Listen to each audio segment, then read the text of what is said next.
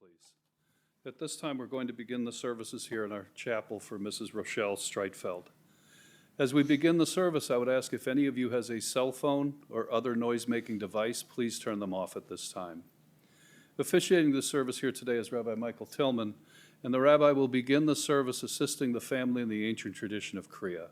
If I could ask the two family members wearing ribbons to please stand at this time.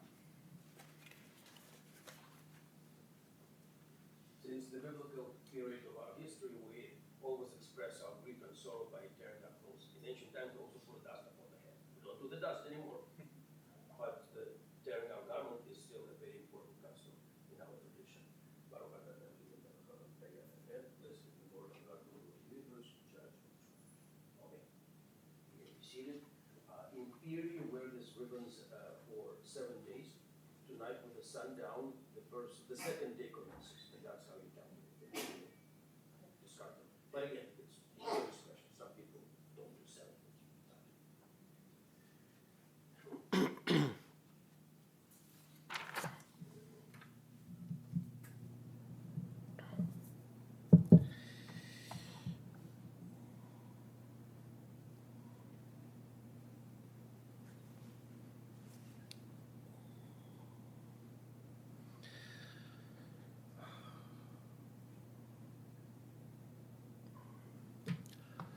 About 300 years ago, more than 300 years ago, in Western Ukraine, there was a great thinker known in our tradition as Baal Shem Tov.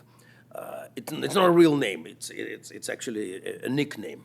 In English, it means literally owner of a good name. Or actually, in the Yiddish colloquium, it means a good magician, by the way, because he was a faith healer, really. He was one of those guys. Baal Shem Tov is known as the founder of the Hasidic movement, a very popular and at times fashionable spiritual movement in Judaism. And one of the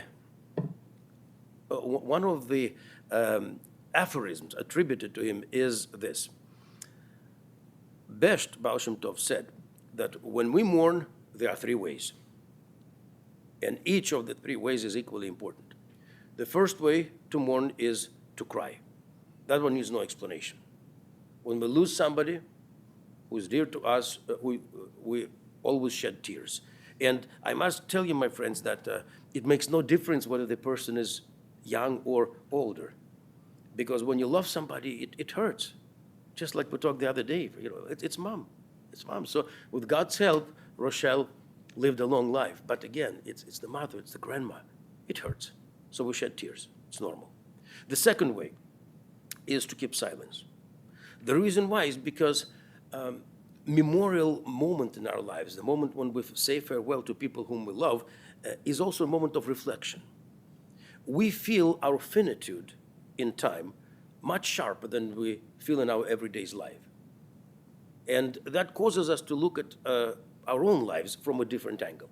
So if you will, it's a philosophical moment. And to concentrate on reflection, we must keep silence. And then the third way, paradoxical as it sounds, is to sing a song. And not just any song, but a song of joy. Because Best acknowledged that in grieving there are 2 sides. One is temporal and temporary, and that is the pain of loss, grieving. And another one is timeless. And that is the legacy that our loved one is leaving behind. Because with the passage of time, the pain of loss will subside. But Rochelle's legacy will remain here on earth as part of our lives. She will always continue to be a living, inspiring spiritual presence here. We always recite Psalms when we gather together for a funeral. And we know that we recite them.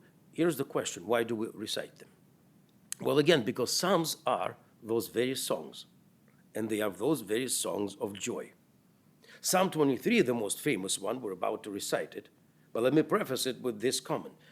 According to our tradition, King David composed it when he lost a child.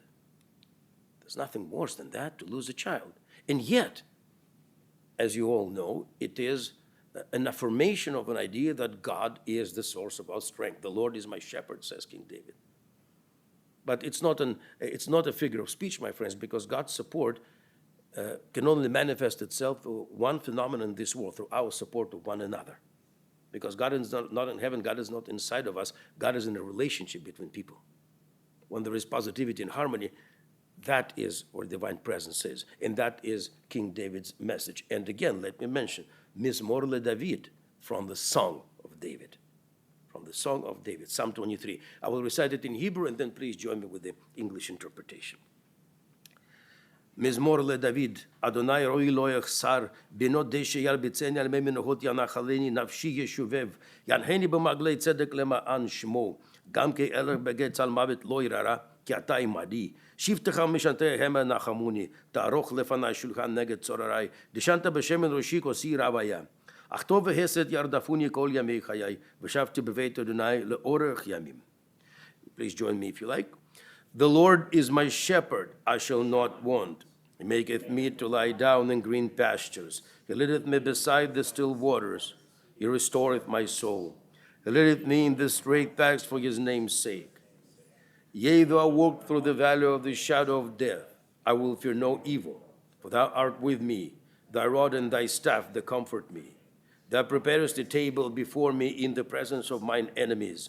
Thou hast anointed my head with oil. My cup runneth over. Surely goodness and mercy shall follow me all the days of my life, and I shall dwell in the house of the Lord forever. The soul of our dear Rochelle is now with Almighty One, but again, she will always continue to live here on earth in our hearts, our minds. So let us reflect on Rochelle's legacy, and let us celebrate that legacy. And I'm far from suggesting that Rochelle's life was an easy one. It doesn't exist. There's no such thing. We all have our joys, but we also experience our sorrows. We all experience pleasure, but we also feel pain. This is the nature of human existence. But what matters is that it is a duty of every person to make sure that every experience counts and that you really do your best. And some people are dealt with a better hand than the others, right? But again, it's our duty to do our best. And Rochelle's background is the classical Jewish Chicago background, right? She was born in the city. Oh, I wrote down the year, and I already mentioned she lived a long life, but we're not going to say the year. We're not going to say the year because she was a lady, right? We don't talk about that stuff. It's my line. I'm going to say it as much as I want because it's my line. So this is the line. Women do not age, and men never grow up. Women laugh the hardest on that one, always. Now, the reason why I say it is classical Chicago Jewish background, again, it's the city, Orthodox home, traditional home. In fact, as you probably know, one of your brothers, went on to become a rabbi, Marshall alav shalom, she had to start working early, earlier than most other peers of hers, but at the same time, she also completed her working career much, much later than most of her peers. She retired basically at 85, which is remarkable. Which brings me to my first point. And again, Eva and I discussed it the other day. She was a very hard worker. Her work ethics was old school. And again, this kind of makes Rochelle stand out from most other ladies of her generation because in that generation, still many women, they go to school, they finish school, they work for a couple of years, they get married, then they dedicate themselves to a noble calling to their family. Now, Rochelle worked throughout her life, but at the same time, she also dedicated herself to the family. Basically, she worked two jobs, right? Two duties. In terms of her working career, I know that Eva was going to speak a little bit about it, but I will simply say that she worked for Illinois Bell Telephone Company. If anyone remembers even what that, well, yeah, you remember what it was, yes, right. Yeah, Ryan might not. I don't know if it's news to you, Ryan, but there was a phone company called Illinois Bell. Then she worked at grocery stores, helping out in family business.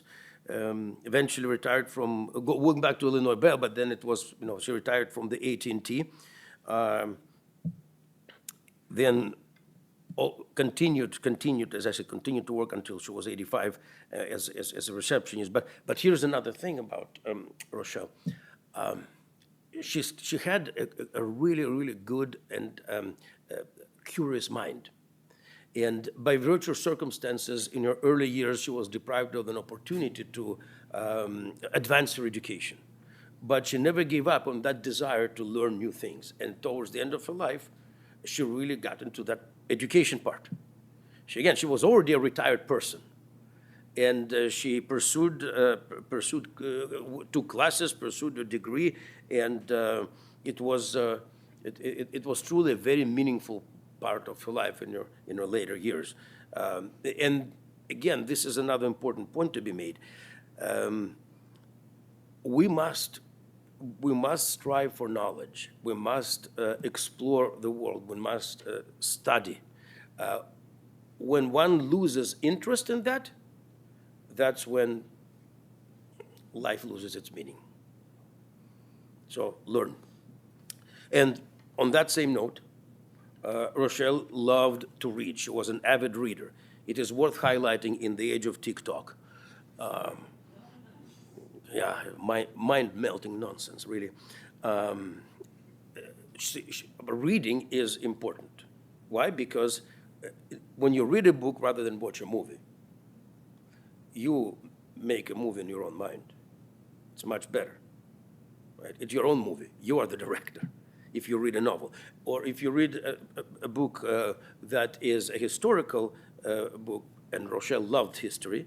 She loved the biblical literature. She also loved historical fiction. So again, when you read it's a study. Again, you enrich yourself spiritually. So she loved to read. Crossword puzzles was another strength of hers.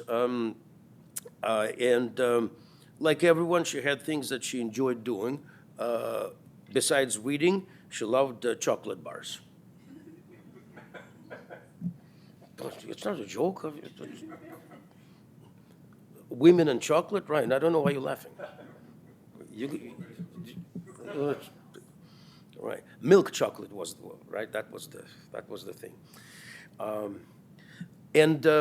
She loved to have people over for the holidays. And I must say that again, she lived in the city much of her life. I think later only Evanston was also almost the city. Evanston is a city too, right? But she lived in Chicago all of her life in West Rogers Park, so therefore it was in a small kitchen, right? She never drove. She walked to the grocery store. 2 bags, 2 hands, 2 bags. That's all. But in spite of the small kitchen, she always would again make sure that the holidays people come over and she hosts them, and that was very, very, very important part of Rochelle's life. Again, family. Family is what matters the most. Having said that, I also want to highlight that her independent, strong spirit. Independence is a sign of strength of spirit, because I always say that in order for one's life to be meaningful, we only need to have 2 things: love and strength of spirit. And then you got a good shot. She had both in abundance. Love, well, it's all about the family. Rochelle was strong, hardworking person, but first and foremost, it was all about the family. As I said, she grew up in a traditional Jewish home with the only girl with 4 brothers, 3 brothers, 4 of them, 3 brothers, yeah. And so there were Herschel, Rabbi, Marshall, and Sam. May their memory be a blessing, Aleichem Shalom. Was she the youngest? She was the baby? Yeah, well, a baby and a girl. God blessed her with 3 children. She was a very loving mother of her son David. Aleichem Shalom, may his memory be a blessing. And again, I already mentioned, it's the worst thing that a human being can experience. And David's passing, of course, took a tremendous toll on Rochelle, like it did on the entire family. But for her as a mother, it was especially painful and tragic. And, of course, she, again, was a loving mother of her son Lee and her daughter Eva. Lee's married to Donna, and they have Alyssa and Lucas. And Eva's married to Kenneth, and that's when the list gets rather long. Right, you're all laughing, eh? Yeah, I'm not laughing. I have to read that list. All right, so four grandchildren by Eva and Kenneth. Ryan, who's married to Elizabeth, Jake, Caitlin, who is engaged to Benjamin, and Cameron. And Rochelle was blessed because she lived to see three younger generations of her family growing up, arriving in this world. So great-grandchildren are Jonathan, Emmett, Mabel, and Ira. I got it. With the glasses, but I did get it. Right? Yeah. It's not an easy task, I'm telling you, not an easy one. She truly took delight in your grandchildren and great-grandchildren. I will not dwell at length on that because Ryan will share some thoughts in just a moment. But before he does, I'm pleased to invite Eva to come forward and share her reminiscences about her beloved mother.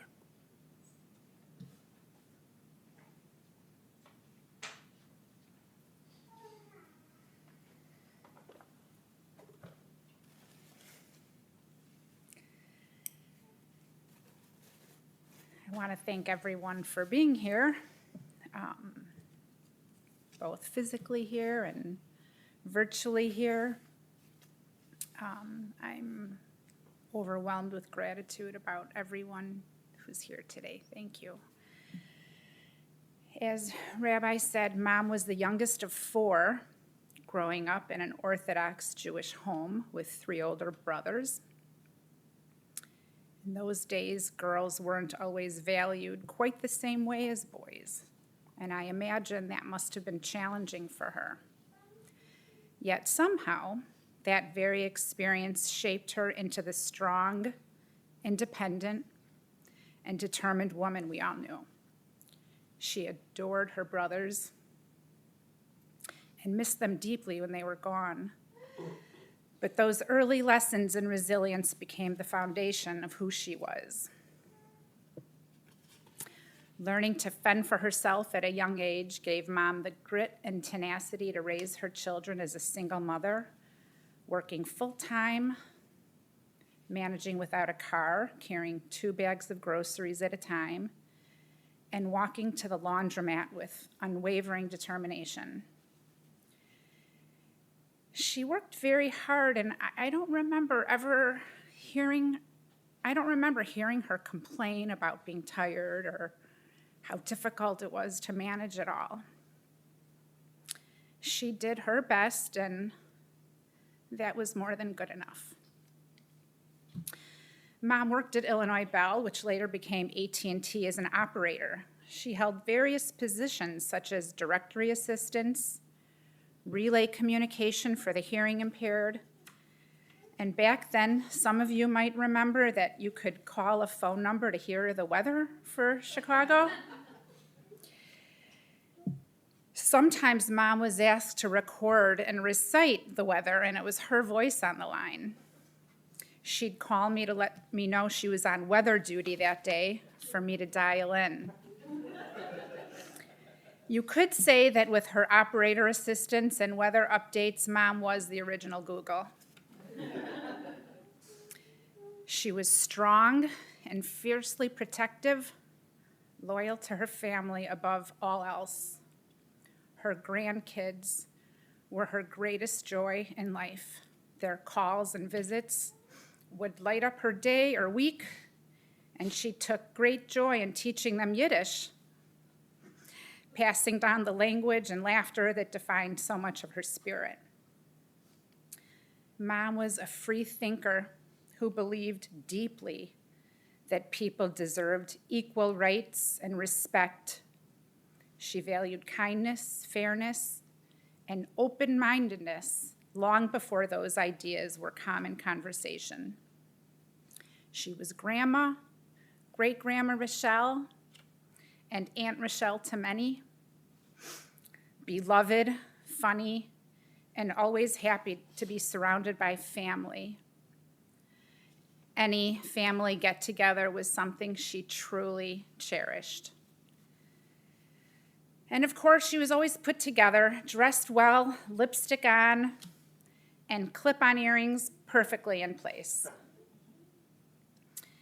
Even in her later, more challenging years and months when she might have not known the day or the year, You could be sure that pressed powder and lipstick were still on her daily grocery list. Mom was endlessly curious, a lover of books, movies, meaningful conversation, and crosswords, always eager to learn. Her thirst for knowledge even led her to Northwestern University, where she pursued a bachelor's degree. Her last class was in 2004. She was 70 years old. And though she was only about 5 or 6 classes shy of her degree, I think we can all agree she earned it in spirit. So today, I'm going to confer upon her an honorary degree as a Northwestern University grad.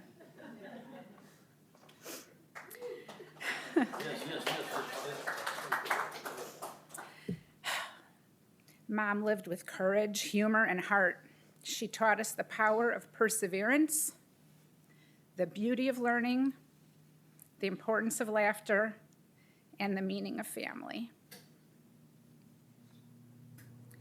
We'll miss her voice, her style, her strength, but her legacy of love and resilience will live on in all of us. Thank you.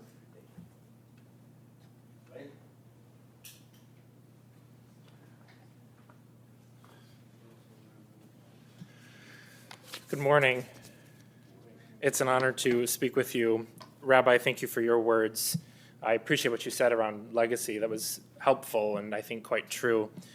I might slightly modify what you said about aging. I've heard it said that women age like wine. Even as the years go on, their beauty, especially their internal beauty, somehow deepens and becomes more mature and attractive to those who love them. Men, on the other hand, I've heard it said, age like milk.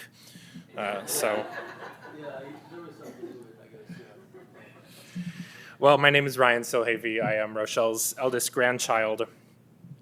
As a child, my memories of my grandma are numerous.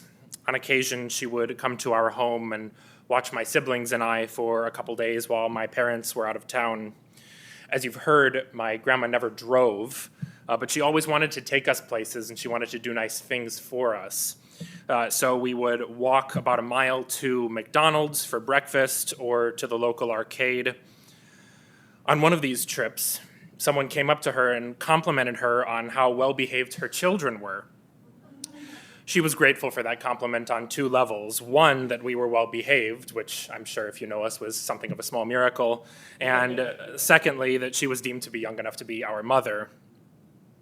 Several minutes later, another stranger came up and complimented her on how well-behaved her grandchildren were. She was also grateful for this, but slightly less so than the first compliment. My grandmother had a great sense of humor. In the past several years, Grandma asked me on numerous occasions if I remembered these trips. The fact that this stuck with her for so long, including during her struggle with dementia, is comforting to me, as it highlights the fact that these memories between her and some of her grandkids were some of the happiest of her life. Additionally, as a child, we would often go up to Evanston to visit her at her apartment on Hinman Avenue. I remember this distinctly. Our family would crowd into the apartment vestibule, decide which of my siblings would punch in 04 on the directory keypad, wait for her to answer the phone, and then in unison say, "It's us," and wait to be buzzed in. On one of these trips to visit her for Passover, she asked all of us children who were there as we were seated around the table after dinner to close our eyes while she hid the afikomen. About 8 seconds later, she said, "Open your eyes." We immediately realized that the afikomen was hidden on the table directly in front of us. Not a tablecloth over it, nothing. It was wrapped in tinfoil. She wrapped a lot of things in tinfoil. And my mom said, "Mom, you didn't even hide it." And I had become something of an afikomen hunter over the years. I remember at Cheryl and Dan's, I once climbed up on a couch to retrieve it on top of a curtain rod, and I was rewarded handsomely. So thank you, Cheryl and Dan, for your generosity. But that day at my grandma's, we, of course, all claimed to have found it because we all saw it at the exact same moment. and if memory serves, we all got $20. And those were in the days that $20 felt like about $1,000 to us today. My grandmother was incredibly generous. She did not always have much, but she was always generous with what she had. Every time we got a gift from her, without fail, she would always say, "I wish I could do more." Her generosity is an example to all of us, and I hope someday to develop just a portion of her generous spirit. I had the great blessing of getting to know my grandma better during the time I spent living in Evanston for 8 years, first as a Northwestern University student, and then for a few years after. Mom, I suppose as a Northwestern alumnus, I can have the authority to bestow upon her the degree to which you conferred her. Indeed, during my freshman and sophomore years at Northwestern, she lived at 1616 Hinman, and I lived at 1835 Hinman. We lived on the same street, 2 blocks apart. Her generosity toward me in those years was just amazing. She would take me to the movies, one of her favorite pastimes. She would take me out to lunch. She would ask me wherever I wanted to go. And when I told her I wanted to go to Joy Yee's Noodles, she would say, "Not that place. That place is disgusting." Is it? It's not. It's great.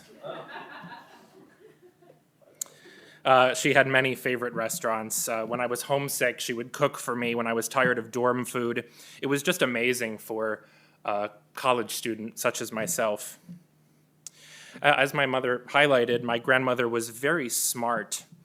She could do the crossword way faster than I could. Probably 2 weeks ago, she could have run circles around me on the crossword puzzle. And her husband of many years had this interesting habit of sort of completing her knowledge. If she was deficient on a certain subject, he would fill in the gaps, and it was something to witness. She and I would often have discussions on the Tanakh, on theology, culture, politics, education. And she was always very sharp. I think she passed that on to her children. Her 3 children are incredibly smart. I remember towards the end of my Uncle David's life, he moved back in with my grandparents on that apartment on Hinman Avenue with my grandma. And I had been reading the newspaper, and I was a music major.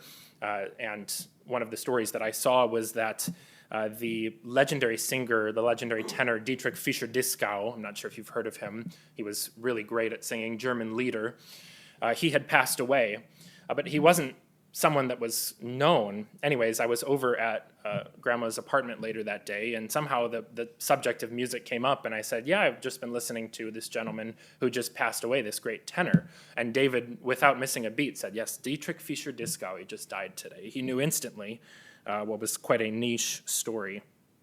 That same sharpness and wit and intellect, of course, is with Lee and with my mom as well. When my wife and I named our second son Emmett, I asked her if she knew if there was a Hebrew origin of that word, at least how it sounds in English. Of course, I knew the answer, but I wanted to see what she remembered. She immediately began to talk about emet, truth, and the various Hebrew components of that word, and we did the same thing when we named our oldest Jonathan and our youngest Ira. She would insist that she didn't know much about these things. She was humble, but she knew a lot more than she gave herself credit for. My grandmother loved her family deeply. Whenever we would talk on the phone, especially in these recent years, she would never hesitate to ask me about my family, my wife, my kids, my job, my life. Without fail, every time she would quickly answer my questions about how she was, almost batting them away, and shift her focus toward me. And she did this with all of us, of course. Her happiness was the happiness of her family. Her happiness was our happiness. Her joy, our joy. Her peace, our peace. Her satisfaction, our satisfaction. Her accomplishments, our accomplishments. She loved us all so well. I loved my grandmother, and I know I speak for her whole family when I say this. We loved her very much. We miss her very much. Her memory will be a blessing to us, and we are so thankful to God for the time he gave us with her.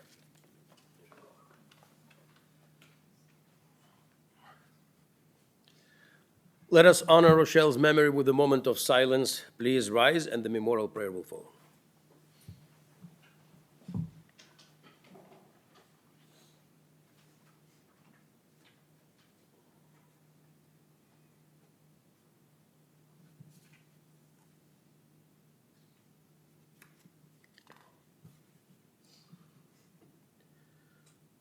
אל מלא רחמים שוכם במרומים, אמצע מנוחה נכונה על כנפי השכינה, במעלות קדושים וטהורים כזר הרקיע מזהירים, את נשמת רחל שהלך לעולמה, בעל הרחמים יסתרע בסתר כנפיו לעולמים, וצור בצורה חיים את נשמתה, אדוני הוא נחלתה, ותנוח בשלום על משכבה, ונאמר אמן. God full of mercy, who dwells in the heights, provide a sure rest upon the divine presence's wings, within the range of the holy, pure, and glorious, who shine and resemble the skies, to the soul of our beloved Rochelle. The Master of mercy will protect her forever and will bind her soul in the bond of everlasting life. God is your inheritance. May she rest in peace. Let us all say, Amen.